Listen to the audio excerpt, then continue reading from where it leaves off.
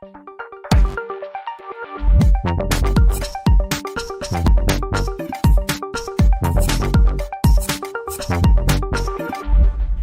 finalidad de esta actividad consiste en enfrentarte a una situación problemática concreta. A partir del caso, se busca adquirir las competencias necesarias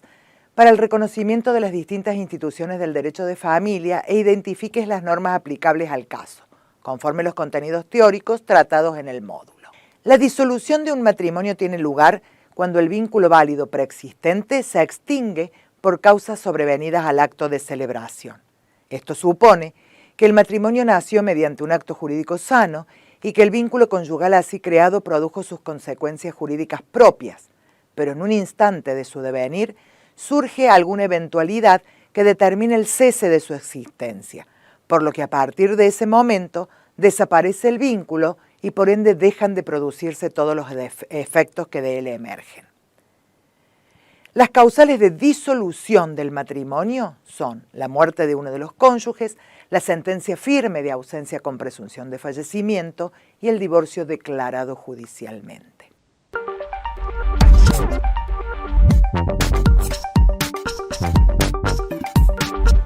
Vamos a plantearnos un caso.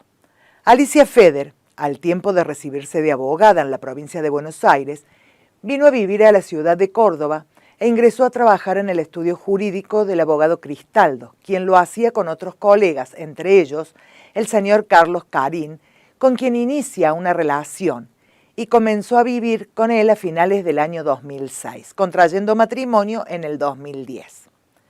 Al poco tiempo de iniciar la convivencia, comenzaron a trabajar juntos y por no ser originaria de esta provincia, la mayor parte de la clientela era aportada por su excónyuge, mientras que ella aportaba su trabajo de procuración de las causas en trámite. Relajada en la sociedad civil profesional que mantenía con el señor Carín, nunca procuró sus propios clientes ni su propio espacio profesional en el estudio jurídico, quedando subsumido su trabajo como parte del trabajo profesional del demandado,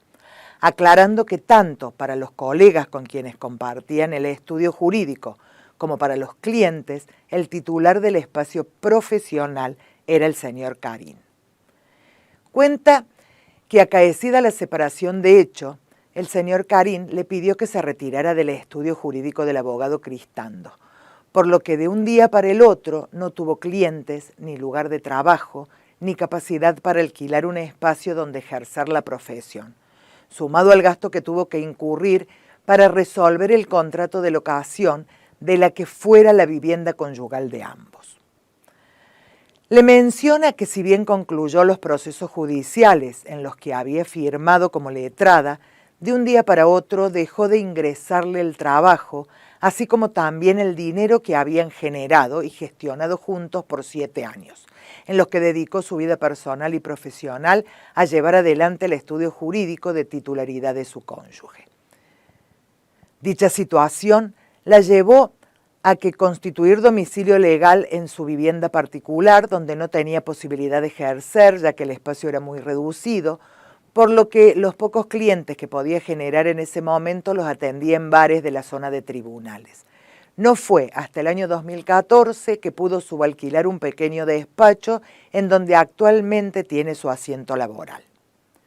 Debido a que su situación económica había empeorado y no contaba con ingresos, debió abrir una cuenta en el Banco de Córdoba para que su madre desde Buenos Aires le pudiera transferir dinero para sobrevivir, mientras que su ex esposo tenía un negocio gastronómico, del cual se desprendió por medio de una venta del Fondo de Comercio, pero que nada recibió de dicha venta, siendo que su ex cónyuge pudo dedicarse a él porque ella puso todo su tiempo y empeño en llevar adelante el estudio jurídico, los juicios y los clientes. Alega que el desmedro y desequilibrio económico que le provocó haber dedicado valiosos años de trabajo al matrimonio y a la sociedad profesional que tenían con su cónyuge, como la precaria situación económica y financiera en la que se encontró tras la separación de hecho y posterior divorcio, quedó manifiesta con la prueba aportada, lo que se agrava si se considera que en el ejercicio de la profesión Los años invertidos en generar el trabajo y la clientela son la base para el posterior desarrollo y cosecha económica. Por esto, la separación y divorcio le provocó un perjuicio económico y financiero que se prolongará en el tiempo, mientras que su excónyuge capitaliza todo su trabajo de 7 años.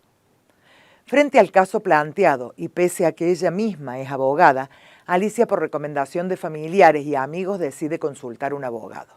Le plantea la situación, informando al letrado su realidad y solicitando su ayuda, pues se plantea si tiene alguna posibilidad de reclamar por todos los años laborales y por todo el apoyo brindado a su excónyuge. Planteada la situación, ¿qué posibilidades de acción se le puede brindar a Alicia?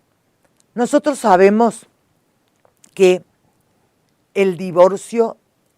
actualmente es judicial e incausado, es decir, que no es necesario atribuir ningún tipo de causa, lo cual no implica desconocer la existencia de causas, y que puede ser presentado de manera bilateral o unilateral. Lo único que la ley nos exige es que toda petición de divorcio vaya acompañada de una propuesta que regule los efectos derivados de esto, a punto tal que la omisión de la propuesta impide dar trámite a la petición. Es decir, si es bilateral, acompañaremos un convenio regulador de los efectos derivados del divorcio, o bien, si es unilateral, lo que hay que acompañar es una propuesta de convenio regulador. ¿Esto por qué? Porque nosotros sabemos que el matrimonio se celebra y se sostiene por la voluntad coincidente de los contrayentes y por ende, cuando la voluntad de uno de ellos o de ambos desaparece, el matrimonio no tiene razón de ser y no puede ser continuado, habilitándose por este simple y elemental fundamento que uno o ambos puedan solicitar su divorcio.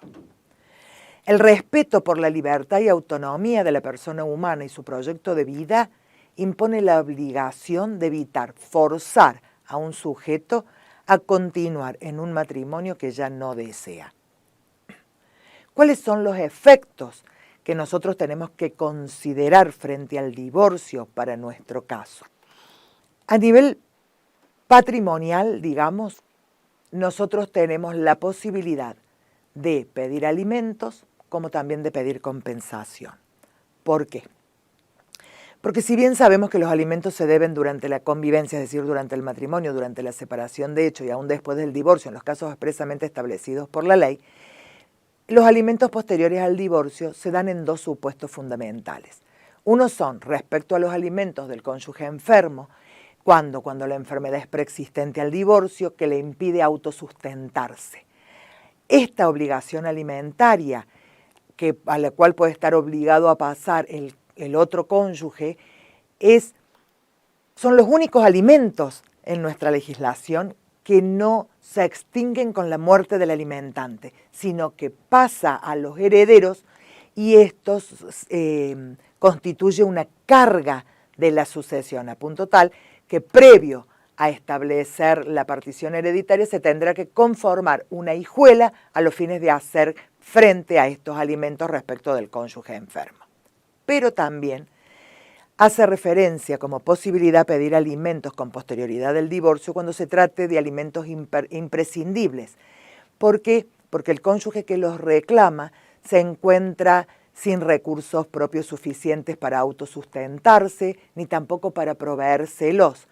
Para eso, ¿qué vamos a tener en cuenta? La edad y el estado de salud del cónyuge que los reclama, la capacitación laboral y la atribución de la vivienda. Estos alimentos no van a poder durar más allá del número de años que duró el matrimonio, ¿sí? Pero también es cierto que estos alimentos no van a proceder a favor de quien recibe compensación. Es decir, que o pedimos alimentos imprescindibles o se pide compensación. ¿Y qué es la compensación? La compensación, nos dice en la ley, que procede cuando el cónyuge a quien el divorcio le produce un desequilibrio manifiesto que significa un empeoramiento de su situación y que tiene por causa adecuada el vínculo matrimonial y su ruptura, ahí tiene derecho a una compensación. La misma puede consistir en una prestación única, en una renta por tiempo determinado o excepcionalmente por plazo indeterminado. puede pagarse con dinero, con el usufructo de determinados bienes o de cualquier otro modo que acuerden las partes o decida el juez. Pero también se establecen pautas para la fijación. ¿Por qué? Porque nos dice que a falta de acuerdo de los cónyuges en el convenio regulador, el juez debe determinar la procedencia y el monto de la compensación económica sobre la base de determinadas circunstancias, entre las cuales, nos dice, el estado patrimonial de cada uno de los cónyuges al inicio y a la finalización de la vida matrimonial, la dedicación que cada cónyuge brindó a la familia y a la crianza y educación de los hijos durante la convivencia y la que debe prestar con posterioridad al divorcio, la edad y el estado de salud de los cónyuges y de los hijos, la capacitación laboral y la posibilidad de acceder a un empleo del cónyuge que solicita la compensación, la colaboración prestada a las actividades mercantiles, industriales o profesionales del otro cónyuge. La atribución de la vivienda familiar, si recae sobre un bien ganancial, un bien propio o un inmueble arrendado. En el último caso, es decir, cuando se trate de un bien arrendado, quien abona el canon locativo. La acción para reclamar la compensación caduca a los 6 meses de haberse dictado la sentencia de divorcio.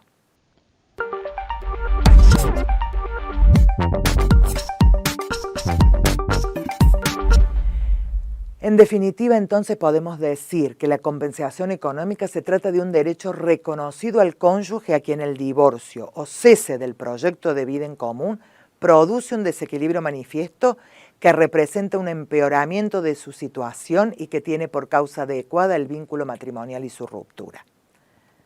La finalidad es actuar como un mecanismo corrector y reequilibrador para atenuar injustas desigualdades y así lograr una razonable recomposición patrimonial morigerando los desequilibrios verificados. Con la compensación no se busca o pretende que los excónyuges tengan por siempre el mismo nivel de vida, sino que su objetivo es lograr reequilibrar la situación dispar resultante de aquella, no en un sentido de equiparar plenamente patrimonios que puedan ser desiguales por razones ajenas a la convivencia, sino en el de colocar al cónyuge perjudicado por la ruptura del vínculo matrimonial en una situación de potencial igualdad de oportunidades laborales y económicas, respecto de las que habría tenido de no mediar el vínculo matrimonial.